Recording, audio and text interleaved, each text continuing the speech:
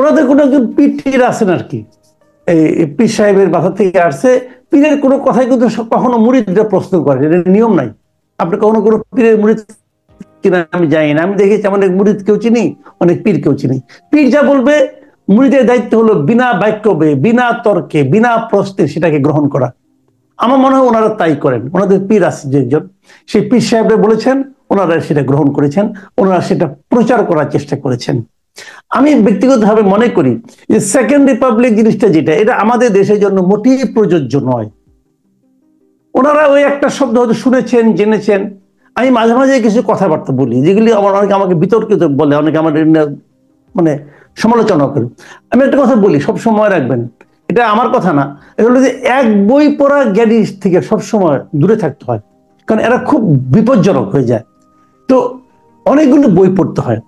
এরা এক ধরনের ইতিহাস বলে, এরা ইতিহাসের একটা বই পড়ছে মাত্র। বাংলাদেশের ইতিহাসকে তারা একভাবে ব্যাখ্যা করে, ওটা একজন লেখছে, এক ধরনের লেখক আছে। বাংলাদেশের ইতিহাস, বাংলাদেশের মুক্তিযুদ্ধের অনেকগুলি বয়ান আছে, অনেকগুলো দৃষ্টিভঙ্গি আছে। আওয়ামী লীগ একভাবে লিখছে। আওয়ামী লীগের যে মুক্তিযুদ্ধের ইতিহাস, সেখানে জিয়াউর রহমান বলতে কোনো চরিত্রই নাই, এবং ওখানে এই 30 লাখ শহীদ বোধ হয় নাই। এক শেখ মুজিব বঙ্গবন্ধু, উনি একাই দেশ স্বাধীন করে ফেলেছেন, এটা হলো আওয়ামী লীগের বয়ান। আবার বিএনপির যে বয়ান আছে, সেই বয়ানটা হলো যে জিয়াউর রহমান যদি ওই দিন স্বাধীনতা ঘোষণা না করতো তাহলে স্বাধীনতা হইতোই না, এটা হলো আরেকটা বয়ান। তো এটা হলো যে আবার জামাতের একটা বয়ান আছে, কিন্তু জামাতের বয়ান ইদানিং বেরোচ্ছে, কিছু কিছু নানা ধরনের বয়ান বেরোচ্ছে, এবং সেটা আমরা দেখতে পাচ্ছি। 71 বলতে কিছু নাই, দেখবেন ওনারা বলে কিন্তু 47 থেকে শুরু করছে ঘটনা, 47-এর পরে সরাসরি 24 চলে আসছে, মাঝখানে 71 নাই। এটা হলো আরেকটা বয়ান। এটা কার বয়ান এখনো বুঝতে পারছি না, কিছুটা জামাত জামাত মনে হয়, ক্লিয়ার না। তো হাজার বামপন্থীদের কিছু বয়ান আছে, আবার বামপন্থীর মধ্যে মস্কোপন্থীদের একটা ইতিহাস আছে। এরা কিন্তু প্রত্যেকেই কিন্তু বই লিখছে, প্রত্যেকেই কিন্তু আমাদের মুক্তিযুদ্ধ নিয়ে নানা ধরনের বই লিখছে। চীনপন্থীদের আরেক ধরনের বয়ান আছে, প্রত্যেকেরই বই আছে আলাদা আলাদা। এখন আপনি যদি যেগুলো একটা লাইনের বই পড়েন, আপনি বুঝবেন না। এখন সমস্যাটা হচ্ছে কি, ওরা একটা লাইনে বই পড়ছে, ওইটাই খালি বলে এবং ওইটাই বোঝানোর চেষ্টা করে যে শেখ মুজিব কত খারাপ, বোঝানোর চেষ্টা করতেছে। আরে ভাই, এই খারাপ লোকটা তো আমাদের স্বাধীনতার মহানায়ক, এটাকে মানতে হবে। আপনি যদি ওইটাও বাতিল করে দিতে চান, শেখ মুজিবের নাম যত জায়গায় আছে সব ফেলাই দাও, যদি তারা বলার চেষ্টা করে, এটা হলো কি আরেকটা খণ্ডিত দৃষ্টিভঙ্গি হবে। এভাবে হবে না, আপনি ভাগ করেন না।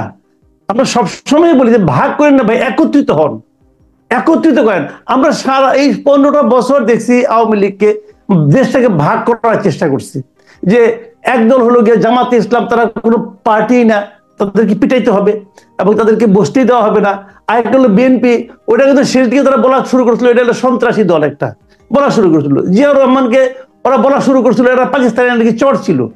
এইভাবে কি করেছে, তারা দেশটাকে ভাগ করে দেওয়ার চেষ্টা করছে।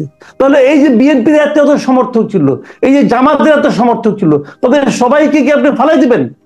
সবাইকে নিয়ে বঙ্গোপসাগরকে ডুবাই দিবেন? এটা তো হয় না রে ভাই। তার মানে সবাইকে যে অ্যাকোমোডেট করার যে রাজনীতিটা, এটা তারা করে নাই। ওই রাজনীতি এটা না করার কারণে আমরা দুঃখিত হয়েছি আওয়ামী লীগের উপর। আওয়ামী লীগের পতন হয়েছে, আমরা আশা করেছি এরা বুঝি সবাইকে অ্যাকোমোডেট করবে, কিন্তু এরা যে করবে না, এটা তো আমরা বুঝে গেলাম যেদিন নাকি ব্রিগেডিয়ার সাখাওয়াতকে সরাই দিল। ব্রিগেডিয়ার সাখাওয়াতের অপরাধটাকে সে কি বলছিল? সে বলছিল আওয়ামী লীগকে রাজনীতি করতে হলে ভালো হইয়া রাজনীতি করতে হবে। অন্যটা কোথায়? এদের কথা রাজনীতি করতে দেবো না, আওয়ামী লীগই থাকবে না। তাহলে আওয়ামী লীগের যারা আওয়ামী লীগকে ভোট দেয় নৌকা মার্কা, তাদের জন্য আপনি কি মার্কা দিবেন? জাহাজ মার্কা দিবেন? কি আপনি তাদের জন্য কি মার্কা? তাদেরকে আপনার এখানে ভোট দিতে হবে? তাদের সারা জীবন নৌকা মার্কা ভোট দিয়ে আসছে, ওগুলো আপনি কি করবেন রে ভাই? এত সহজ হয়ে গেল দুনিয়াটা, আপনি বলবেন, আপনি বলেন হওয়ার অন্য হয়ে গেল। ওটা তো আল্লাহ আল্লাহ দ্বারা সম্ভব, আর কারো দ্বারা সম্ভব না। নিজেদেরকে ওই পর্যায়ে মনে করেন আপনারা, এইভাবে তো হয় না রে ভাই। তো এখনো কিন্তু আমরা দেখছি সে বিভক্তি রাজনীতি চলছে। আমরা বারবার বলি মানুষকে, ভাই এটা হয়েন না। দেশকে বিভক্ত জাতি পৃথিবীতে কখনোই অগ্রসর হইতে পারে না, কখনোই পারে না। এরা বিভক্তিটাকে আরো তীব্র করার চেষ্টা করতেছে, আরো শার্প করার চেষ্টা করতেছে, যে না এরা বাদ, এদের বাদ দিয়ে আমরা কাজ করব। মাসুদ কামাল, আপনার কাছ থেকে একটু শুনতে চাই, বা এক সুর হচ্ছে না কেন এটা একটু শুনতে চাই। দূরত্ব হচ্ছে কিনা সেনাবাহিনীর সাথে সরকারের কোথাও, বা কোথাও কোথাও থেকে প্রেসক্রিপশন আসছে কিনা, সেই বিষয়ে আপনার একটু মূল্যায়ন শুনতে চাই। শুনেন, সেনাপ্রধান যে কথাটা বলেছেন, নিজে বিরক্ত হয়েছেন, এনাফ হয়েছে, আর না, আর চাই না, দেখে যাই। আমাকে বলতে পারেন, আমি একই কথাই বলবো। এই দেশে যে কোনো মানুষকে বলবেন শিবা কি কথাই বলবে, কারণ এটা তো এই দেশের মানুষের একটা কমন ফিলিংস যে তারা 9 মাসে যা দেখার আশা করেছিল তা তো দেখতে পায়নি। বরং যে এখন কি হচ্ছে, এখন বিভক্তিটা চূড়ান্ত হচ্ছে, বিভক্তিটা প্রকট আকার ধারণ করেছে, মানুষকে ব্লেম করা হচ্ছে, ব্লেম গেম হচ্ছে, মব কালচার আমরা দেখতে পাচ্ছি। এগুলো তো আমরা চাইনি, আসলে কেউ চায়নি এগুলো। এবং এখন প্রতিহিংসার মানে বিভিন্ন আচরণ হচ্ছে, প্রতিহিংসামূলক আচরণ হচ্ছে, এগুলো তো আমরা চাইনি। তো এখন এটা দেখে উনি যদি বলে থাকেন, উনি, আমি মনে করি উনি সাধারণ মানুষের কথাটা ওনার মুখ দিয়ে উচ্চারিত হয়েছে। সাধারণ মানুষ এরকম ফিল করে, মানুষ এরকম ফিল, এটা মানুষের ফিলিংস তো। এখন এটা নিয়ে ইয়ের সঙ্গে ইউনূস সাহেবের সঙ্গে দূরত্ব তৈরি হয়েছে, আমি এটাও মনে করি না। এই কারণে ইউনূস সাহেব নিজেই তো বলেছেন যে ওনার সঙ্গে কোনো দূরত্ব নাই, সেনাবাহিনীর সঙ্গে চমৎকার সম্পর্ক। উনি একাধিক সাক্ষাৎকার বলেছেন ঘটনার পরে। এখন আপনি যদি বিশ্বাস না করেন, চমৎকার সম্পর্ক বলছেন তিনি, উনি বলেছেন, এখন আমি যদি এটা বিশ্বাস না করি, না এটা বিশ্বাস করা ঠিক হবে না। তিনি তো বলছেন অপরাধ বাড়ে নাই, ওটা বলেছেন, ওটা ওনার অজ্ঞতা বলে আমি মনে করি। এখন যদি বলেন যে ওইখানে অজ্ঞতা দেখাইছে অথবা এখানেও অজ্ঞতা দেখাইছে, হতে পারে, আমার কোনো আপত্তি নেই, হতে পারে। কিন্তু আমি তার ওইটুক আমি তো মিলানোর চেষ্টা করেছি। যদি ওনার সঙ্গে বিরোধ থাকতো সেনাবাহিনীর, ধরেন সেনাপ্রধানের সঙ্গে ওনার বিরোধ আছে, তাহলে তুমি সেনাপ্রধানকে চেঞ্জ করতেন। উনি তো পারেনি, উনি তো প্রতিরক্ষা মন্ত্রণালয়ের দায়িত্বে আছেন, তো করেন না কেন? কাজে আমার মনে হয় কোনো দূরত্ব না। আমি যতক্ষণ পর্যন্ত কিছু না ঘটবে ততক্ষণ পর্যন্ত আমি বিরোধ অথবা দূরত্বকে স্বীকার করবো না, আমি এটা মানতে চাইবো না। কারণ আমি বলবো আমার দেশের সেনাপ্রধানের সঙ্গে আমার দেশের প্রধানমন্ত্রী অথবা প্রতিরক্ষা মন্ত্রণালয়ের দায়িত্বপ্রাপ্ত প্রধান উপদেষ্টার একটা চরম বিরোধ চলতেছে, কিন্তু দুইজনই বহাল তবিয়তে আছে। এই ধরনের কথা আমার জন্য স্বস্তিজনক নয়। এটা আমি বলবো কেন? এটা আমি বলবো না, এটা আমি বিশ্বাসও করতে চাইবো না। আমি মনে করি যা বলেছেন ওটা পিপলস ভয়েস, উনি যেটা বলেছেন এবং যেটা বলেছেন, এটা বলার পর নিশ্চয়ই ওনাদের মধ্যে চিন্তা একটু চেঞ্জ আসতেও পারে। তবে একটা কথা আমি বলি, সেনাপ্রধান কিন্তু ওনার কথা থেকে খুব একটা সরেন নাই। যে কথাটা বলেছিলেন উনি আজকে থেকে কয়েক মাস আগে, যে 18 মাস সময় না, আমার কথা হলো 18 মাসে যদি এরা ইলেকশন দিতে না পারে, তারপর কি সেনাবাহিনী কি বলবে সেটা দেখার বিষয়। এবং আমি মনে করি 18 মাস মোর দেন এনাফ। আমি পার্সোনালি মনে করি একটা নির্বাচন দেওয়ার জন্য এতদিন সময় লাগার কোনো প্রয়োজন নাই। এই কারণে নাই, কারণ ওনারা যে সংস্কারটা করতে চাচ্ছেন, এই সংস্কারগুলি আসলে কোনো সংস্কারই না। আমি সংস্কার রিপোর্টগুলো দেখেছি, আহামরি কিছুই নাই। প্রশাসনিক সংস্কারের মধ্যে প্রস্তাব আছে কি দেশকে কয়েকটা বিভাগে ভাগ করব। ভাই এটা পাগল না মাথা খারাপ? এই যে আপনি এই বিভাগ তো ওটা প্রদেশ করবে, এতগুলো প্রদেশ আপনি কেন করবেন? আমার কাছে এটা পাগলামি মনে হয়। কারণ এই মানে এই বয়স্ক লোকের ভীমরতি প্রাপ্ত বয়স্ক মানুষ তাদের এই সমস্ত সাজেশন নিয়ে পাগল নাকি ভাই? দেশে তো ডুববে। তাহলে আপনি অতগুলি কি প্রাদেশিক সরকার হবে, অতগুলি গভর্নর করবে, কি কয়? তো এগুলো তো ভাই উদ্ভট সব প্ল্যান আছে, প্ল্যান প্রস্তাব আছে। আলী রিয়াজ সাহেব একটা সংবিধান সংস্কার করছেন, ওখানে ধর্ম নিরপেক্ষতা থাকবে না, আবার রাষ্ট্র ধর্ম ইসলাম থাকবে। যেটা কিছু হলো, এটা কোনটা? এটা কেমন হলো ভাই? আপনার সংবিধান থেকে ধর্ম নিরপেক্ষতা বাদ দিচ্ছেন, কিন্তু রাষ্ট্র ধর্ম ইসলাম রাখতেছেন, আবার বলতেছেন যে এটাকে ধর্মীয় রাষ্ট্র না। তো এগুলি টিকবে না আলটিমেটলি। কাজে যে সংস্কার হবে, এইগুলি সংস্কার খুবই আনারি লোক দিয়ে সংস্কারগুলি মানে করানো হয়েছে। সংস্কার কমিশন যেগুলো হয়েছে নেহায়েত আনারি লোক, কিছু লোক বসে কয়েকদিন অবসর বিনোদন করছে। আমি মনে করি বিশাল বিশাল বই লিখছে, কোনো সন্দেহ নাই, 200-250 পৃষ্ঠার। কিন্তু এটা এই দেশের মানুষের জন্য প্রযোজ্য কিনা, প্রয়োগ করা যাবে কিনা, এটা ওনারা বুঝেন না। ওরা দেশে থাকেই না। গণমাধ্যম সংস্কার কমিশনের এক লোক আনছে, প্রধান আনছে, সে থাকে ইংল্যান্ডের ভাই। সে ইংল্যান্ডের গণমাধ্যমের ফর্মুলা আমার এনে খাটাবে নাকি? ওনারা আনা হয়েছিল, আইনে উনি একবার আসছিলেন, এখানে প্রথম আলোতে জব দিয়েছিলেন। কিছুদিন পরে প্রথম আলো বলছে ভাই আপনি যান, আপনার হাতে আপনি মানে মাপ চাইছি ভাই, আপনি যান। তো উনি তো এই দেশের লোক বুঝে না। তো এই দেশের মানুষের পালস বুঝতে হলে এই দেশে সংস্কারগুলো কাগজের সংস্কার হিসেবেই থেকে যাবে, মানে এই সংস্কারগুলি কোনো কাজে লাগে? আমি মনে করি যে এগুলো আহামরি কিছুই হয় নাই, এবং পলিটিক্যাল পার্টিগুলো এগুলো নিয়ে খুব বেশি একটা মাতবে আমার কাছে মনে হয় না। হয়তো ইলেকশনের স্বার্থে, যে এটা করতে গেলে দেরি করলে ইলেকশন পিছিয়ে যাবে, তাড়াতাড়ি ইলেকশন করার স্বার্থে ঠিক আছে মানলাম, কিছু কিছু মানবে, কিছু কিছু মানবে না। ইলেকশনের পরে দেখবেন সব ধুলায় অন্ধকার। দেখেন, একদম শেষ মাসুদ কামাল, আপনার এই বিষয়ে শেষ বক্তব্য একদম। না, মাহফুজ আলম যে কথাটা বলেছেন, উনি জ্ঞানী মানুষ, তো উনি মাঝে মাঝে এরকম স্ট্যাটাস দেন। একবার দেখলাম যে বললেন যে দেশে গৃহযুদ্ধ লাগাতে হবে, তা না হলে দেশ শান্ত হবে না। আবার একবার বললেন যে দেশের মানচিত্র উনি চেঞ্জ করে দিবেন, কি কি করবেন, এগুলো অনেক কিছু বলছেন উনি বলেন। এগুলো মানে জ্ঞানী মানুষের এগুলো হয়। তো এখন উনি যেটা বলতে চাচ্ছেন, ভাই দেখেন আমি বলি একটা কথা আপনাকে, আপনি একজন উপদেষ্টা হয়েছেন। উপদেষ্টা মানে কি? আপনি কিন্তু সরকারের একজন part of government. Part of government হলে পরে আপনার এরকম আড়ে ঠারে কথা বলার কোনো দরকার নাই। আপনি যা বলবেন স্পষ্ট করে বলবেন। আপনি এটা কাকে বলতেছেন? আপনি আপনার পার্সোনাল ফেসবুকে দিয়েছেন, কোনো সমস্যা নাই, কিন্তু যখন আপনি মন্ত্রী হয়ে যান, যখন আপনি সরকারের অংশ হয়ে যান, তখন আপনার পার্সোনাল বক্তব্য কিন্তু জাতি গুরুত্ব সহকারে নেয়। আপনি এমন কথা কেন বলবেন যার 10টা অর্থ হতে পারে? এই কথা, ওনার কথার অর্থ কি আপনি একভাবে বুঝেন, আনিস আলমের একভাবে বুঝে, আমি একভাবে বুঝি। আপনি বাসায় যে আপনার বাসার লোককে জিজ্ঞেস করেন, সে আরেকভাবে বুঝে। তাহলে এমন কথা আপনি কেন বলবেন? এই ধরনের হয়, এটা বিমূর্ত শিল্প ভাই আমরা চাই না। যা আঁকবেন সরাসরি আঁকেন, যা বলবেন সরাসরি বলেন। এগুলি বললে হয় কি, বোঝানোর চেষ্টা করে যে আমি অনেক চাপের মধ্যে আছি, আমি অনেক কিছু বুঝি, আমি যা বুঝি তোমরা তা বুঝো না, এই সমস্ত বললে ভাই কোনো লাভ নাই। যে কাজটা করতেছেন সেই কাজটা সরাসরি বলেন, যে কাজটা লিখতেছেন সেটা সরাসরি বলেন। এগুলি কথা আমি আসলে গুরুত্ব দিই না। এগুলি একদম গুরুত্বহীন মানে মানে কথাবার্তা। শুরু করি সেই মিলিয়ন ডলার প্রশ্ন, যেটি সবার মনে মনে বা সবার মুখে মুখে জিজ্ঞাসিত, যে নির্বাচন কি ডিসেম্বরে হবে? সরকার কি সেই লক্ষ্য উদ্দেশ্য নিয়ে কাজ করছে বলে মনে হয়? মাসুদ কামাল, আপনাকে দিয়ে শুরু করি। ডিসেম্বরে নির্বাচনটা হোক, এটা আমি চাই। আমার ধারণা আরো অনেকেই চায়, কিন্তু হবে কি হবে না এটা বলার জন্য মনে হয় আমি ঠিক যোগ্য ব্যক্তি নই। কেউ যোগ্য ব্যক্তি আছেন কিনা সেটাও আমার জানা নেই। অনেকেই চায়, আবার কেউ কেউ চায় না। সরকার চায় কি চায় না এটা বলতে ওনারা লজ্জা পায়, একটু লাজুক প্রকৃতির সরকার পেয়েছে আমরা এবার। ওনারা মুখ খুলে বলতে চান না যে ওনারা আসলে কি চান।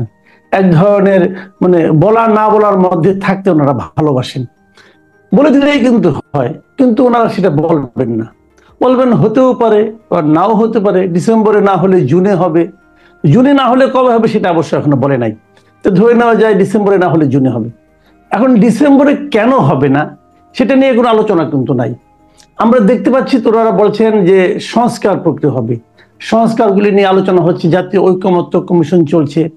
এখন ঐকমত্য কমিশনের মিটিং এখন পর্যন্ত ওইভাবে একটা মাত্র হয়েছে, সেটা তো জাস্ট ইন্ট্রোডাক্টরি একটা মিটিং হয়েছে, যে কেমন আছেন, ভালো আছি, চা খান কফি খান চলে যান, এই ধরনের একটা মিটিং হয়েছে আর কি, যতটুকু আমি বুঝি। এরপর এখন যেটা হবে, তারা কিছু কিছু ক্যাটাগরি করেছে টিক চিহ্ন দেওয়ার জন্য অথবা মতামত দেওয়ার জন্য, সেগুলি নিয়ে তারা আবার বসবেন। কবে বসবেন, সেই বসার প্রক্রিয়াটা কি হবে, ওনারা যেভাবে বসতে চান, রাজনৈতিক দলগুলো সেভাবে বসতে চান কিনা সেটাও জানি না এখন পর্যন্ত। আবার এদিকে বিএনপি তো মোটামুটি তাদের মতো করে তাদের 31 দফা সংস্কার প্রস্তাব নিয়ে তারা মোটামুটি মাঠ ঠাট মোটামুটি সব জায়গায় তারা বলা বলি শুরু করেছে, এ নিয়ে পাঠচক্র পর্যন্ত তারা করছে। তারা তো তাদের 31 দফা থেকে সরেনি। এবং বিএনপির 2-1 নেতাকে আমি বলতে শুনেছি যে 31 দফা বাস্তবায়ন করলেই তো হয়ে যায়, সংস্কার বলতে আপনারা কি বোঝাচ্ছেন? তো এটা নিয়েও কিন্তু একটা প্রশ্ন হয়তো উঠবে যে আমরা কার সংস্কার চাই, এনজিওর সংস্কার চাই, বিদেশি লোকদের সংস্কার চাই, নাকি একটা রাজনৈতিক দলের সংস্কার চাই? এই প্রশ্নগুলো উঠবে, আপনি নিশ্চিত থাকেন। এখনো প্রশ্নগুলো ওঠা শুরু হয় নাই, কিন্তু উঠবে, কোনো সন্দেহ নাই। আবার এটা মানে আপনার যারা নাকি রাজনৈতিক দলের সঙ্গে আলোচনা করবেন, ডক্টর ইউনূস তো আছেন, তারপর আলী রিয়াজ সাহেব আছেন, মনির হায়দার সাহেব আছেন, ওনারা করবেন। তো ওনারাই কেন করবেন? বিদেশি নাগরিক তারা, এখানে এসে ওনাদেরই কেন করতে হবে? আমাদের দেশে কোনো লোকই নাই পলিটিক্যাল লিডারদের সঙ্গে কথা বলার, এটাই বা কিভাবে সম্ভব? সেটাও কিন্তু আমার কাছে এখন পর্যন্ত ক্লিয়ার না। কাজে সব মিলিয়ে কি হবে এটা বলা বড় কঠিন। আবার কিছু কিছু লোক আছেন যারা নাকি নির্বাচন চান না, তারা আগে শেখ হাসিনার বিচার চান। কিছু কিছু লোক আছেন যারা তার আগে আওয়ামী লীগ ব্যাপারে একটা সিদ্ধান্ত চান, যে আওয়ামী লীগের ব্যাপারে একটা সিদ্ধান্ত দিতে হবে, তারপরে নির্বাচন হবে। সেই নির্বাচন কিভাবে হবে সেগুলোতে আরো বিস্তর প্রশ্ন। তো আপাতত বিবেচনায় আমার যেটা মনে হচ্ছে যে নির্বাচন বেশি লোকে চায়, কম লোকে চায় না, কিন্তু কম লোক আবার পাওয়ারফুল, কম লোকের সঙ্গে সরকারের একটা ভালো সুসম্পর্ক আছে। কাজে এখন এই দ্বন্দ্ব যুদ্ধে কারা জিতবেন শেষ পর্যন্ত এটা হয়তো সময়ই বলা যাবে। এছাড়া আমাদের পক্ষে আগাম কিছু ভবিষ্যৎবাণী করা সহজ না। আগাম ভবিষ্যৎবাণী সহজ না, যে কারণ আপনি হুমকি পাচ্ছেন। আমি মাসুদ কামাল আপনার কাছ থেকে একটু জানতে চাই, আপনিও কি কোনো হুমকি ধামকি পাচ্ছেন? সাথে সাথে এটাও, সরকার কি মৌলবাদীদেরকে কোনো ছাড় দিচ্ছে? আমি আমার ব্যক্তিগত প্রসঙ্গ আসলে কবি বলতে চাই, তবুও মানে যেহেতু আপনি সরাসরি প্রশ্নটা করেছেন, আমি বলি হ্যাঁ আমি পাচ্ছি। নানাভাবে বলছে আমাকে দেখা হবে, বিচার করে নেওয়া হবে, বিচার করা হবে, কি কি বলে, ডিম থেরাপি দিবে না কি কি বলবে, অনেক কিছু বলে আর কি। তো এগুলোকে আসলে আমি অতটা মানে পাত্তা দিই না, কারণ পাত্তা দিলে তো আমি চলতে পারবো না। এবং যারা বলার তারা মাসুদ ভাই, আমি আপনাকে জাস্ট ইন্টারাপ্ট করছি। আপনারা হয়তো দুইজনে মনে করতে পারেন যে আমি এগুলোকে সিরিয়াসলি নিয়েছি। না, আমি এগুলোকে নিয়ে না, এগুলা শেখ হাসিনার আমলও পেয়েছি, এগুলাকে গায়ে মাখার কিছু নাই। জাস্ট পরিস্থিতি বুঝাচ্ছি যে এই সরকারের আমলে মৌলবাদীরা কতটুকু আস্ফালন পাচ্ছে। জি রাইট, ইউর রাইট। আমি সম্পূর্ণ একমত যে এটা হচ্ছে কি জানেন, ইদানিং তারা বলছে, অনেকে অনেক কিছু বলছে, আর দোষর ট্যাগ তো লাগানোই হচ্ছে, একবার এক একজনের দোষর হয়ে যাচ্ছি। আমার ওয়াইফও মাঝে মাঝে বলে আমি একজন চরিত্রহীন ব্যক্তি, সে বুঝতে পারছে না যে আমি কোন চরিত্রের কার দিকে আছি, সে নাকি বুঝতে পারে না। তো যাই হোক, এই সমস্ত হবে। যখন আওয়ামী লীগের পক্ষে আমার কোনো কথা যায় তখন বলে আওয়ামী লীগের দোষর, যখন বিএনপির পক্ষে যায় তখন বলে বিএনপির পাঁচাটা কোথায়, এগুলি বলে টলে, যাক এগুলি বাদ দেন। তবে মূল যে কথাটা যে বলেন আপনি, যে এই সরকারের কাছে ওই লোকগুলো, তাদেরকে আপনি কি নামে অভিহিত করবেন আমি জানি না, ওই লোকগুলো আসলে আশকারা পাচ্ছে কিনা, এই প্রশ্নের জবাব আমি স্পষ্টভাবে বলতে চাই যে হ্যাঁ পাচ্ছে। কাজে এটা নিয়ে নতুন করে বোঝার কিছু নাই। যে ওনারা এই যে আনিস আলমকে যে কথাটা বললেন, যে নতুন যে ছাত্র যে পলিটিক্যাল পার্টিরা হয়েছে, এই পলিটিক্যাল পার্টির আচার আচরণ দেখে, কথাবার্তা দেখে মাঝে মাঝে কি মানুষের মনে হবে না তারা সরকার সমর্থিত একটা সংগঠন? মনে কি হচ্ছে না? হচ্ছে তো। এখন এটা কি আমাদের কানে কানে এসে কেউ বলে গেছে যে আসলে কিন্তু আমরা সরকারের লোক? কেউ বলে গেছে? এগুলো বলতে হয় না, মানুষ বুঝে যায়, মানুষ দেখে বুঝে, শুনে বুঝে, আচরণগত এগুলি দেখে চিন্তা করে বুঝে। মানুষের এত লোকের বুঝতে সমস্যা হয় না, মানুষ বুঝে যায়। তো সেটাই তো হচ্ছে। আর ওনারা যা করছেন, ওনাদের কারা কাছের লোক, কারা পেয়ারের লোক, এটাও আমরা বুঝে যাই, এটাই আর কি। জি, সরকার সমর্থিত দল বলছেন অনেকে কিংস পার্টি, সেই মানে সেই দলের কর্মকাণ্ড, তাদের সেগুলো নিয়েও একটু কথা বলবো। কিন্তু যে নতুন দল এখন যে মানে বিষয়গুলো বলছে, গণপরিষদ নির্বাচন, সেকেন্ড রিপাবলিক, মানুষকে কতটা কমিউনিকেট করতে পারছে, মানুষের কাছে এই বিষয়গুলো কতটা স্পষ্ট হচ্ছে, ভোটারদের কাছে কতটা স্পষ্ট হচ্ছে? না, এটা আমার কাছে মনে হয় ওনারা সেটা স্পষ্ট করতে পারেন নাই। আমার সঙ্গে নতুন দলের দুইজন নেতার সঙ্গে কথা হয়েছে, তাদেরকে আমি সবসময় কথাটা বলেছি যে আপনারা যে একটা নতুন জিনিস নিয়ে আসছেন, আপনারা 28 তারিখের মিটিংয়ে প্রথম আপনারা বললেন যে আপনারা সেকেন্ড রিপাবলিক করতে চান, আপনারা গণপরিষদ নির্বাচন করতে চান, সংবিধান পরিবর্তন করতে চান, এগুলো করতে চান। তো এই যে বিষয়গুলো, গণপরিষদ নির্বাচন অথবা সেকেন্ড রিপাবলিক, এই শব্দগুলো দ্বারা আপনি যা কিছু বোঝাচ্ছেন, সেই বিষয়টাকে আমাদের, আপনারা যারা অডিয়েন্স ছিল এখানে অথবা যারা আপনাকে সমর্থন করতে চায়, তাদের কাছে কি পরিষ্কার? তো ওনারা বলছেন যে পরিষ্কার। আমি কিভাবে পরিষ্কার? অনেকেই তো অনেক কিছু, আমি তো বুঝি না যে গণপরিষদ নির্বাচনটা কি। কারণ আমি তো আমার জীবনে কখনো গণপরিষদ নির্বাচন দেখি নাই, এই ভূখণ্ডে দেখি নাই। তো আমাদের এখানে কোনো গণপরিষদ নির্বাচন কিন্তু কখনোই হয় নাই। তো যে জিনিস আমরা কখনোই দেখি নাই, যখন সেই জিনিসটা আপনি যখন বলতে চাইবেন, তখন আপনাদের তো উচিত ছিল আগে এই বিষয়টা নিয়ে সারা দেশের মানুষকে বোঝানো যে গণপরিষদ নির্বাচন বলতে আপনি কি বোঝাচ্ছেন, সেকেন্ড রিপাবলিক এই বিষয়গুলো আসলে কার ব্রেইন চাইল্ড বলে মনে হয় মাসুদ কামাল?